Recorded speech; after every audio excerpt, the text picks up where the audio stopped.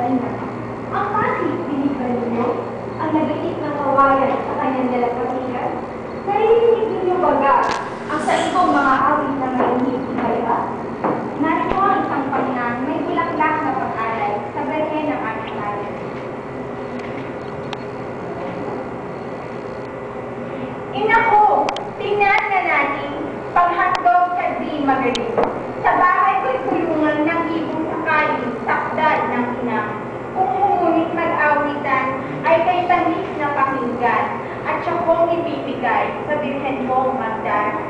Mga ibon, kauludan, ako ay may susuha, mga butok at pailap.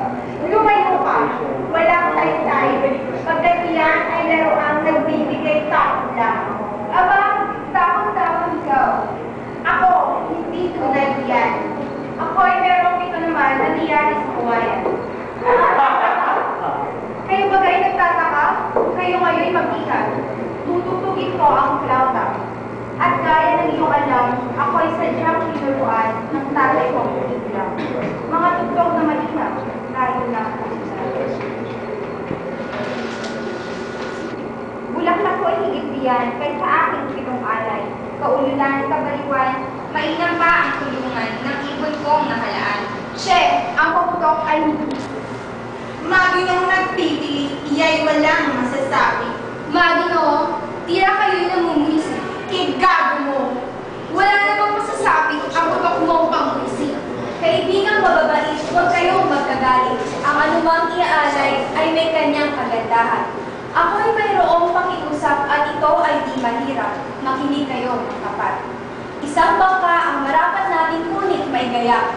At lululan tayong lahat at sa ilog ay babagtas.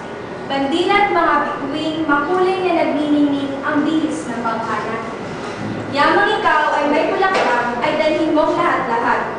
Ang hola mong isinaal, dalhin mo rin ng malantad. Ang paputok na malakas ay dalhin mong tampas-tampas. Ang pito mong mataginting ay dalhin mo at bintigan. Samantala'y patuloy rin ang pag-aalay sa birhen, ano inyong sasabihin? Mabuti na! Mabuti na! Hindi ka rin iwan diwa. Ganyan din ang aking banta. Si Leonido, nahan kaya, saan narot nawawala? Totoo, naghinala. Ngunit saan naparoon? Ewan ba kung saan naparoon? Gayun din lang ang hanapin, saan man siya dumating. Ang bangka iwan natin na panghuli, gayon na rin. Ang higit na mahalaga yung pinunong wala-wala. Siya'y ating hanapin na, ngayon na rin tumalaga. Pagkat kung mawala siya, wala tayong makakaya. Maging pusod na ng dagat, siliksikin natin lahat. Tayo ay lumakad, lumakad ang lahat. Huwag na magluwat kay Maria Ilaga. Ha ha ha ha ha! Totoo nga baga, tiyak na nga kaya na ang bayang iyan, ako ang bathala, ay kadarating lang sa daungang nasa ng kanyang sariling kaligtasan. Kung siya wala pang ganong karanasang maglayag sa dagat, kahit mabangis man, nitong nasusungit natin kabuhayan, ano kayang lakas ang siyang umabay sa kanya at siya'y hindi na sumabang sa inihanay kong mga kabatuhan?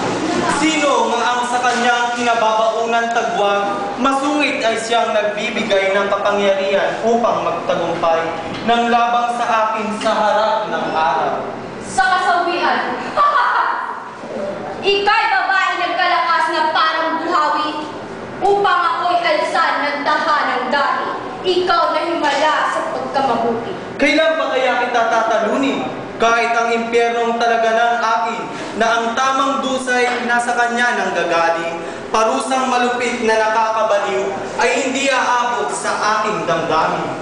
Bakit kaya ako'y binabaliwala at sukat ng pagkatamasa ng hibakong palad? Ano at nagkait ang lalong malakas na sa gitna nitong palad kong masaklap ay matagpuan din ang ginhawang hangal sa bisig ng isang kamatayang ganap. Ako'y espiritu, dakilang nilalang sa dukha na sa buti kulang. Sa madlang pahirap ako'y inilaan, ng kamay na sadya ang sa akin mamamatay. Ang tao sa lupay kung sa hirap bagay, ng kamay na sadyang sa akin namatay. Sa kanya'y abala, pati na mabubuhay. Sa mga tiisi, ninita ng laya,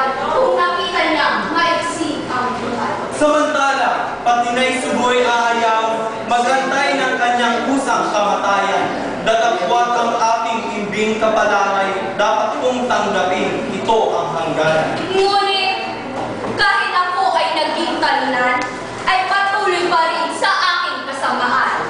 Iniibig niya ang kabutihan, samantalang ako naman ay kasamaan. Palalo, gawin mo ang maiibigan at ika'y aking hahadlangan.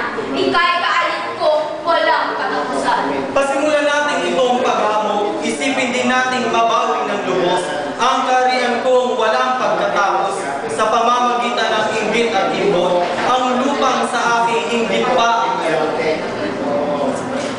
Ikaw ay aking muling makukuha. Ako'y nakatagod hihintayin na. At isang Kristiyano dito'y daraan. At isang Kristiyano ang dito'y daraan. Nais kong sa aking kamay magulantang iyang liping labis na pinapuotan. Napag-iisa na ang dalampasigan at walang marinig na mga sigawan. Ang katakataka ay sikat ang araw. Ni isa mang tao'y walang natatanaw. At dapat na sila ay dito nagdatingan ayon sa pangako sa aking iniwan. Umalis na sila sa aking palagay. Sino naman kaya ang nakaalam? Kung naligaw ako, ito nga ang daan. Na siyang patungo sa may kabayan. Ito rin ang ilog na lubhang makinang. Ang kanyang agos na walang kapantay.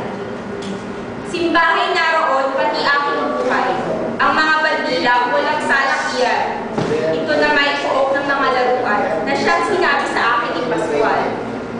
At mula nga rito kami maghihintay na inang birhen ay dito mandaan. Ngunit sino kaya ang magpapatunay na hindi nga sila kaalis lang? Ang mabuti akin silang saluluhan. Ako'y matutungo sa kaibabaan, hindi pa itaas ang dapat parunan. Ang pulutong nila sa aking palagay ay hindi magluluwag, dito ay daraan. Tumigil ka! Saan ka ba paroon? Sino ba ba kayo? Ako'y magtatanong, di mo na ba ako makilala ngayon? Di ko na magulita kung anong panahon. Nakita ko kayo, hindi ko matugon.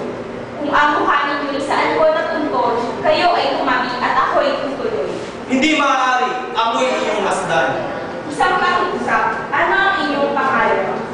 Ako'y ang isang makapangyarihang nagbibigay mataas maging saan pa man. Sa unos, sa bagyo, at sa karagatan. Ako'y kumikislap at kasamang tunay ng apoy, ng lintik at ng umaangal na talon ng tubig sa kaitaasan.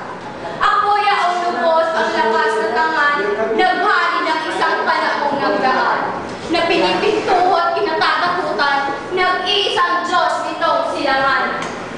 Sinungaling